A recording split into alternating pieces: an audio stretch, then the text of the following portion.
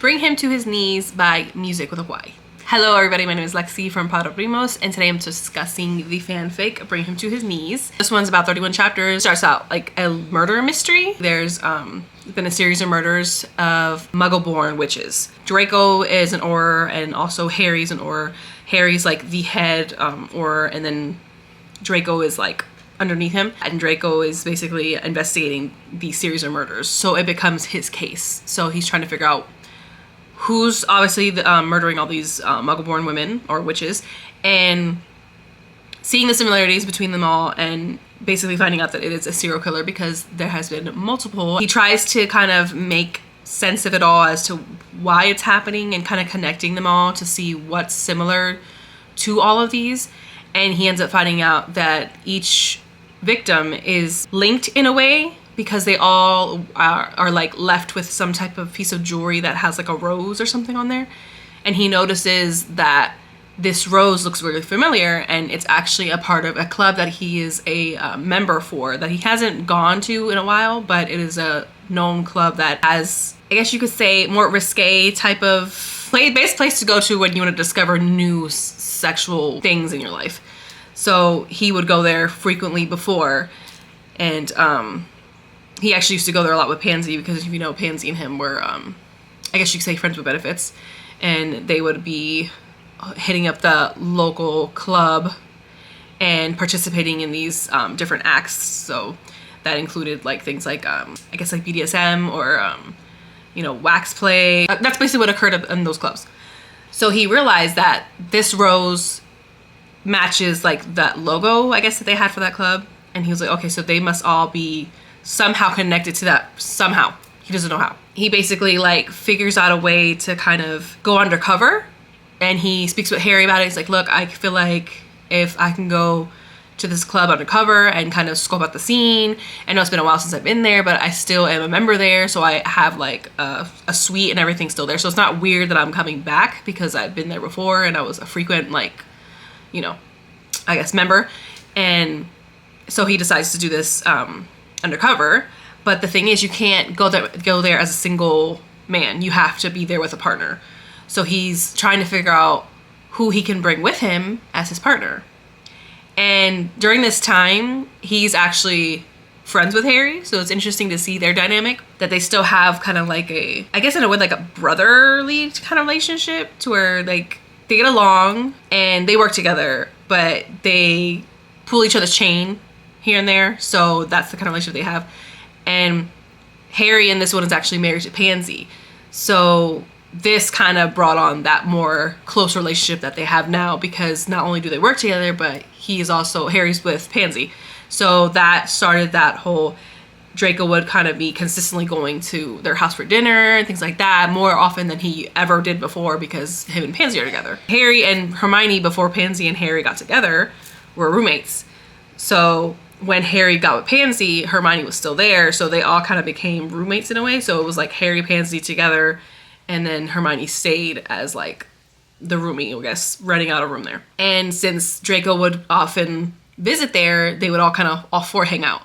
And I guess they kind of had like a little friendly relationship. It was, Hermione and him were not close. I guess they would talk acquaintance-wise, but they would never really like have that close relationship that you would maybe want, I guess, for them. They actually were discussing this case during one dinner, and I believe Pansy, I think, brought up, because Pansy is actually really close to Hermione in this one as well, because since, you know, Harry and her got together and they lived with each other, Hermione and her ended up getting like really, really close. So that was kind of like her little, like her bestie. Hermione kind of did reveal certain feelings that she had, or attractiveness feeling that she's had towards Draco, and Pansy knows this. Same thing with Draco. Draco is really close friends with Pansy, of course, so he's kind of also had these, I guess, feelings that he might have not really said to her, but it's been kind of obvious because she knows him so well and they've been friends for so long that's like he can't hide his feelings.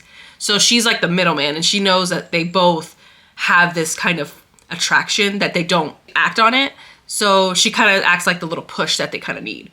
So when they're talking about this case, and Draco says that, hey, like I need to figure out a person that could go with me so I can start this case and things like that. So they try figuring out, okay, who in the office would be willing to obviously do that, because at this point too, you have Hermione works at the ministry in the archives section. So she's actually like corresponds a lot with the DMLE, and so she kind of can be, I guess, involved in certain cases. Pansy actually brings up the idea of, how about you just bring Hermione? And Draco's like, no, she would never, there's no way.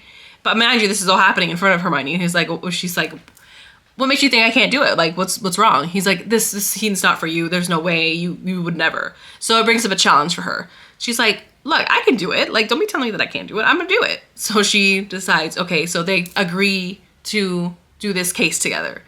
And Hermione, obviously knowing that she's getting herself into something that she's never done before, so she's in a vulnerable state, but she's trying to prove him wrong. Like, I can do it. Like, who are you to tell me that I can't do it? So that's what she does. So they create this whole fake relationship that nobody else knows of. It's just Harry knows of and everything, but they kind of, to stay undercover, they tell everybody that they work with and everything that they've actually been dating for a whole year.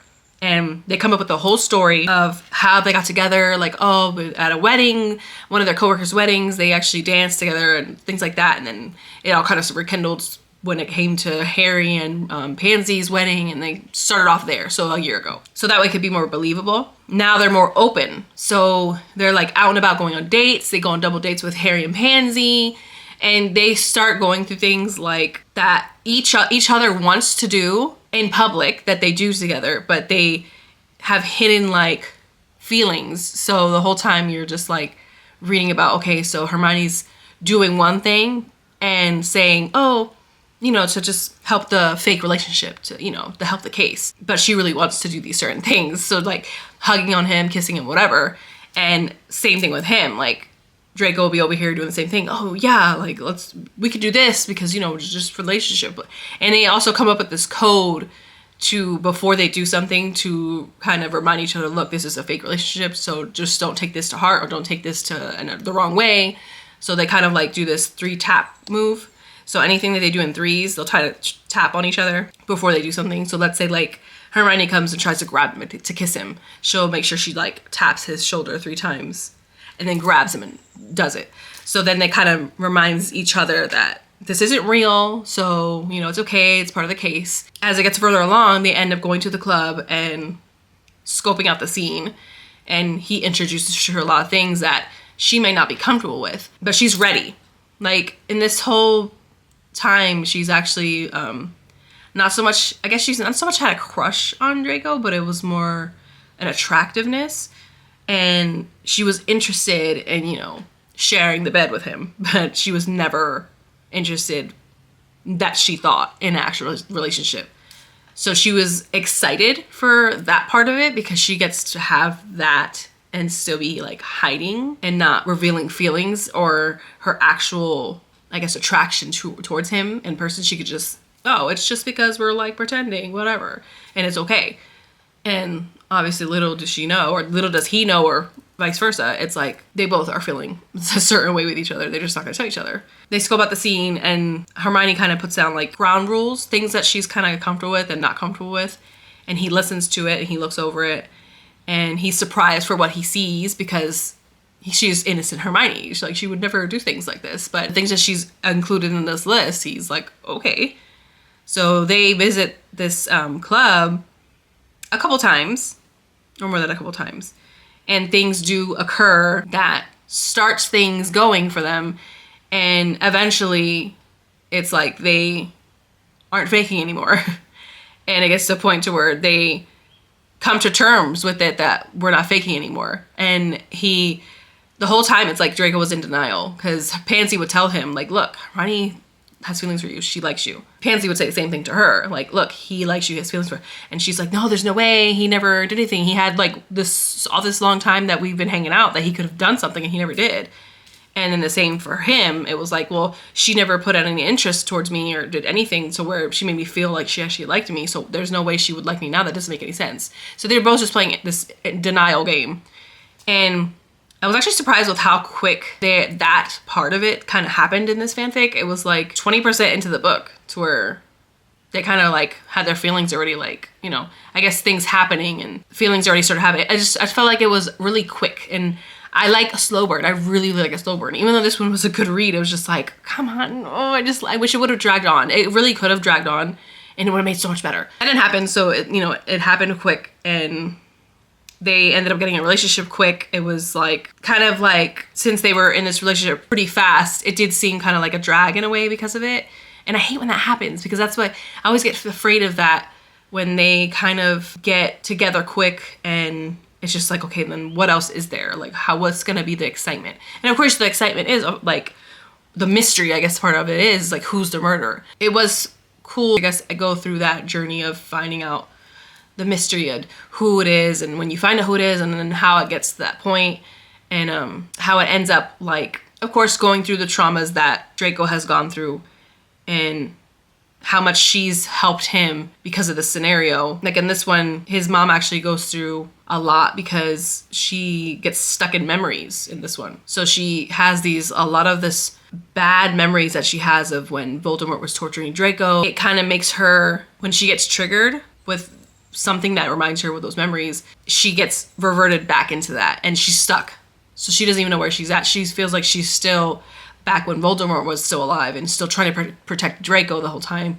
And they go through those turmoils where Draco's like constantly trying to take care of his mom because she has to go through that a lot and she's stuck a lot of the time in those memories and it's scary for him. So he wants to obviously have this relationship with Hermione, but he feels like it's impossible. And the reason being is because Hermione ends up being a trigger for his mom because of everything that happened. It's like she just becomes immediately triggered by her name. So he kind of feels like he has to live in this hidden relationship with her and hide these things from his mom, even though she doesn't think the same way she used to with the pure blood line. Like, she doesn't even care at this point. She just wants him to be happy and find somebody and have kids, that she have grandkids, things like that. So she just really wants that for him. The problem is it's the person that he chose, and he feels like he loves Hermione at this point, but he can't even go further with her, and he feels stuck.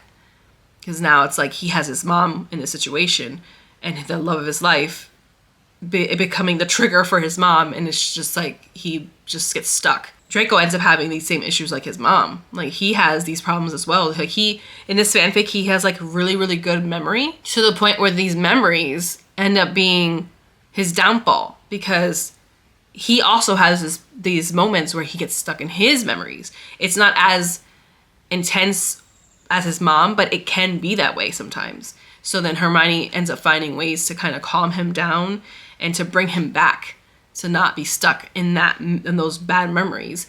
And the good thing is that he doesn't get as bad as his mom, to where it's a constant thing for him. Maybe something might trigger him, but Hermione knows right away how to get him back. So she becomes more to him than just the feeling of his love for her. It's just he needs her in a way. He does end up losing his mom, and she gives them her blessing, which I thought that was a really beautiful scene too, because how she just, at the point where she was like about to die, it was like she was stuck in this memory, and she finally was able to kind of get out of it right before she died, and was asking for Hermione. And Hermione was there for Draco because he was like there for a while trying to help his mom, and he ended up not even seeing Hermione at all for weeks. And she was so like stuck on like why she didn't understand, because he was, he's very closed off and private, so he doesn't like to talk about his feelings or involve anybody in his life when it comes to that. She came out looking for him, and he agreed for her to stay with him, and that's how she found out more about how his mom was actually going through a lot of stuff. And she kind of felt at fault because finding out that she was kind of like the trigger.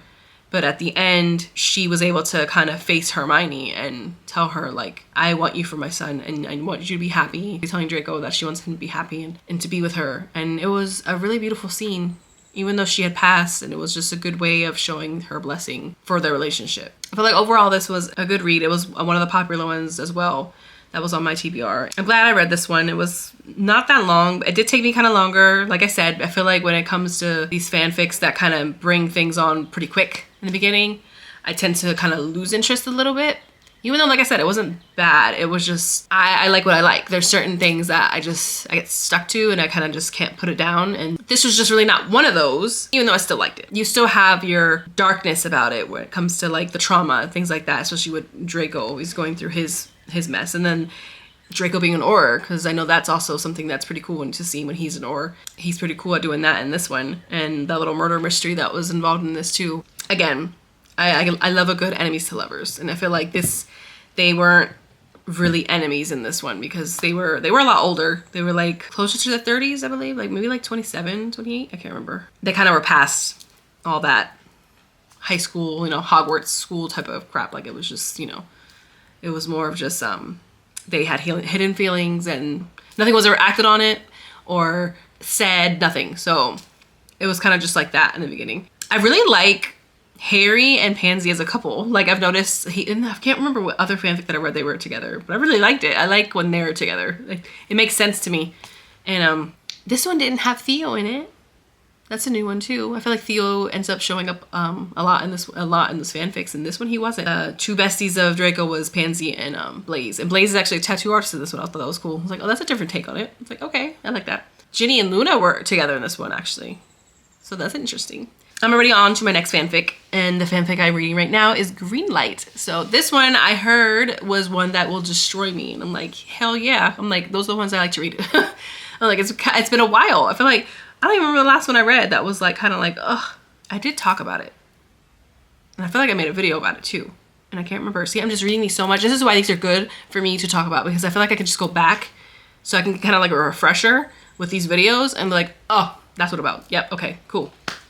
But yeah, I think it's one of those times now to get one of those really deep, you know, damaging ones. So Greenlight is the one I'm reading right now, and I'm, I believe, 12% in, and I am loving it so far. It is enemies to lovers, so I am ready for this ride. So I will be back for the next one to talk to you guys about that one. Let me know if there's any other fanfic recommendations that you think I should read next or put in my TBR. If there's any that I have not talked about that you think that I should read that is enemies to lovers, like full-on enemies to lovers, and the ones that basically you feel like destroyed you and then maybe might destroy me, please put that in the comments because I will add it on here. And I've been actually wanting to do that Manacled reread because last time I read it was January. It is now April. So I wanted to do a reread of that. And I feel like I'll do it in chronological order, which I heard was really hard because that one, I feel like it gets way more deep when it's chronologically in order. So I feel like I might do that. I don't know. I just have so many on my TBR that I'm like, okay, I could do that, but I'm like, I have other ones that I need to read.